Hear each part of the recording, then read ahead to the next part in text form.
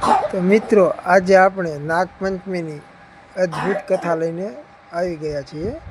નાગપંચમી શ્રાવણ મહિનાની વદ પાંચમના દિવસે આવે. તો પહેલાં તો આપણે નાગપંચમીના વ્રતની વિધિ જાણીએ. તો નાગપંચમી શ્રાવણ માસની પાંચમ અને નાગપાંચમના દિવસે આવે. જે લોકો વ્રત કરે એ ઘરની દિવાલ કે તો રસોડાની દિવાલ ઉપર નાગદાદાનું ચિત્ર દોરે, ઘીનો દીવો કરે અને બાજરીના લોટની કોરી કુલેર બનાવે. પલાળેલી મગની દાળ, નાળિયેર અને એકટાણું કરીને વ્રત કરે. બને તો આગલા દિવસે ચણાના લોટનું ટાઢું જમવું અને નાગદાદાની વાર્તા કહેવી અને નાગદાદાની પૂજા કરવી. તો આ છે નાગપંચમીના વ્રતની વિધિ. તો ચાલો હવે આપણે નાગપંચમીની વાર્તા સંભળાવીએ. એક ગામ હતું, એમાં એક ડોશી રહેતી હતી. ડોશીને 7 દીકરા હતા. 6 દીકરા મોટા હતા અને તેમની વહુને પિયરમાં ઘણું જ સુખ હતું. પૈસા ટકાની ખૂબ જ રેલમછેલ હતી. સાતમા છોકરાની વહુનું પિયર ગરીબ હતું. તેથી તેની સાસુ મેણા ટોણા મારે, વાત વાતમાં વાંધા વચકા પાડે. આમ નાની વહુને દુઃખ દે. બધાના જમ્યા પછી એક હેઠું જમવાનું આપે. નાની વહુના બિચારીના દુઃખના દિવસો પસાર થતા હતા. એવામાં નાની વહુને સુખનો દિવસ આવ્યો. નાની વહુ ગર્ભવતી થઈ. જેમ જેમ દિવસો પસાર થયા તેમ નાની વહુને જુદી જુદી વસ્તુઓ ખાવાનું મન થાય, પણ કોણ ખાવા આપે? ઘરમાં બધા એના દુશ્મનો હતા. એક દિવસ ઘરમાં દૂધપાક બનાવ્યો. નાની વહુને દૂધપાક ખાવાની ઈચ્છા થઈ. ઘરમાં નાના મોટાએ આનંદથી દૂધપાક ખાધો. નાની વહુને કોઈએ દૂધપાક આપ્યો નહીં. બધાએ દૂધપાક ખાઈ લીધો. પછી તેના ભાગે તો વાસણનો ઠોઠરો જ આવ્યો. સાસુએ કહ્યું, ઢીબા માજી નાખ અને તપેલીમાં બળેલા પોપડા છે તે ધોઈ નાખ. વહુ તો બિચારી દૂધપાકના પોપડા ઉખાડીને એક વાટકામાં ભેગા કરી પછી વાસણ ધોવા માટે પાણી ભરવા ગઈ. પોપડાનો વાટકો એક રાફડા પાસે મૂકીને પાણીનું બેડું ભરવા આગળ ગઈ. મનમાં એક વિચાર આવ્યો, કામકાજમાં કાંઈ નવરી થવું નહીં. અને જ્યાં વાટકો મૂક્યો હતો ત્યાં આવી તો વાટકો ખાલી. રાફડામાં નાગણી રહેતી હતી. ગર્ભવતી નાની વહુએ પલાળેલા બોબડાના શ્વાસ આવતા તેને બોબડા ખાઈ જવાની ઈચ્છા થઈ. બહાર આવી પોપડા ખાઈ ગઈ. નાની વહુએ વાટકો ખાલી જોતાં માથું ફૂટ્યું અને બોલી, ઘરની બળેલી વાનમાં આવી તો વનમાં પણ આગ લાગી. બળ્યું મારું નસીબ ફૂટેલું છે, કોને દોષ દઉં હું?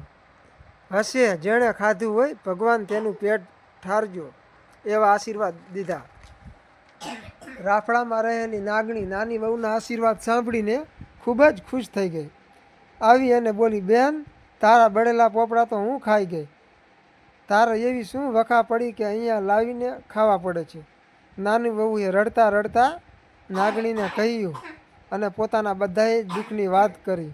નાની વહુ દુઃખભરી વાત સાંભળી નાગણીએ એના ઉપર દયા આવી. દીકરી, તું રડીશ નહીં. આજથી હું તારી માં. આજથી મને તારી માં ગણજે. મનમાં જરાય દુઃખ લાવીશ નહીં. ખોળો ભરવા અમે બેય આવશું. તું તારે ખોળો ભરવાના દિવસે કંકોત્રી અમને મોકલાવજે. નાગણીની વાત સાંભળી નાની વહુના આનંદનો પાર ના રહ્યો. દિવસો પસાર થવા લાગ્યા. પછી તો ખોળો ભરવાનો દિવસ આવ્યો. નાની વહુએ પોતાની સાસુને ઘણા કાલા વાલા કરી કારીગરને સાસુ પાસે કંકોત્રી લખાવરાવી. કંકોત્રી લઈ મનમાં હરખાતી રાફડે આવી અને રાફડે કંકોત્રી મૂકી અને મારી આબરૂ રાખજો એમ કહીને નાની વહુ તો પાછી પોતાના ઘેર ગઈ. ખોળો ભરવાનું મુહૂર્ત આવ્યું. ત્યાં તો નાગ અને નાંગણી વાજતે ગાજતે બધા આવ્યા. આખા ગામમાં વાત ફેલાઈ ગઈ કે નાની વહુના પિયરમાં તો બહુ પૈસાવાળા માણસો છે, કેટલું બધું લઈને આવ્યા છે. ખોળો ભરવાની વિધિ પૂરી થઈ. સાસુને કહીને નાગ અને નાંગણી નાની વહુને એમના ઘરે લઈ ગયા. સમય થતાં નાની વહુને દેવના ચક્કર જેવા પુત્રનો જન્મ થયો. તેના વધારે દહાડે વધે છે. વહુની સાથે નાંગણી વિહાય અને તેના બચ્ચા મોટા થાય છે. દરરોજ દૂધ ગરમ કરી પછી બાજુમાં ઘંટડી મૂકે છે અને નાની વહુ નાંગણી કહે છે, અમે ચારો ચરવા જઈએ, દૂધ ઠંડુ થાય એટલે આ ઘંટડી વગાડજે. ઘંટડીનો અવાજ સાંભળી તારા ભાઈઓ દૂધ પીવા આવશે. આમ દરરોજ નાની વહુ ઘંટડી વગાડે અને નાગણીના બચ્ચા દૂધ પીવે. એક દિવસ નાગણી ચારો ચરવા ગયા. દૂધ હજી ગરમ છે. નાની વહુ કંઈક કામમાં છે અને નાની વહુનો દીકરો ચાલતા શીખી ગયો. ચાલતા ચાલતા તે ઘંટડી પાસે રમકડું સમજીને જાય અને તેના હાથે ઘંટડી વાગી જાય. નાગણીના બચ્ચા વાસણમાં મોઢું નાખે તો દાજી જાય અને કોઈનું મોઢું બળે, કોઈની પૂંછડી બળે. નાગણી પાછી આવીને જુએ તો પોતાના બચ્ચાઓ કોઈ કોડિયા થઈ ગયા, બાડિયા થઈ ગયા. નાગણી નાની વહુને પૂછે છે, આ કોણે કર્યું? ત્યારે નાની વહુએ રડતા રડતા જવાબ આપ્યો, નાગણી નાના બાળકની ભૂલ માફ કરી દેજો. પણ નાગણીના બચ્ચા મનમાં વેર રાખે છે. બેન તેના સાસરે જાય પછી તેને કરડીને બદલો લઈશું. આમ ને આમ ઘણો સમય પસાર થયો. પછી નાની વહુને નાગણીએ જીયાણું કરી તેના સાસરે વિદાય આપી. જીયાણામાં પુષ્કળ ધન જોઈને નાની વહુના સાસરિયામાં મોઢામાં આંગળા નાખી ગયા. એવામાં એક દિવસ નાની વહુ પાણી ભરવા જાય છે અને નાગણીના બચ્ચા આવે છે. નાની વહુ સાસુને પૂછે છે, બહેન ક્યાં ગઈ? સાસુ કહે છે, પાણી ભરવા ગઈ છે. નાગના બચ્ચા ઘરમાં બેઠા છે અને નાની વહુ પાણી ભરીને આવે છે. પાણીયારામાં તે બચ્ચા સંતાઈને બેસે છે અને વિચારે છે કે બહેન પાણીયારામાં બેડું મૂકવા આવશે એટલે આપણે તેને કરડશું.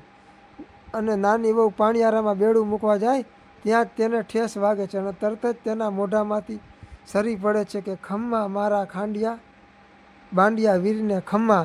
આ સાંભળી પેલા નાગના બચ્ચાઓને થાય કે બિચારી બેન આપણા માટે કેટલી દુઃખી છે, હવે આપણાથી તેને કરડાય નહીં.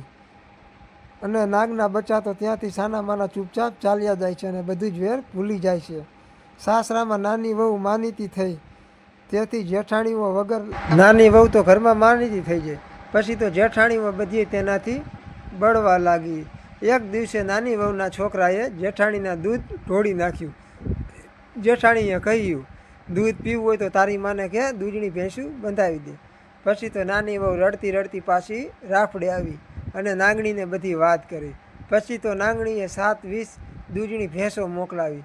આટલું બધું નાની વહુનું વિશાળ હૃદય જોઈ મોટી વહુનું હૃદય પણ પલળી ગયું અને પછી તો નાની વહુ સાચે જ બધાની માનેતી થઈ ગઈ.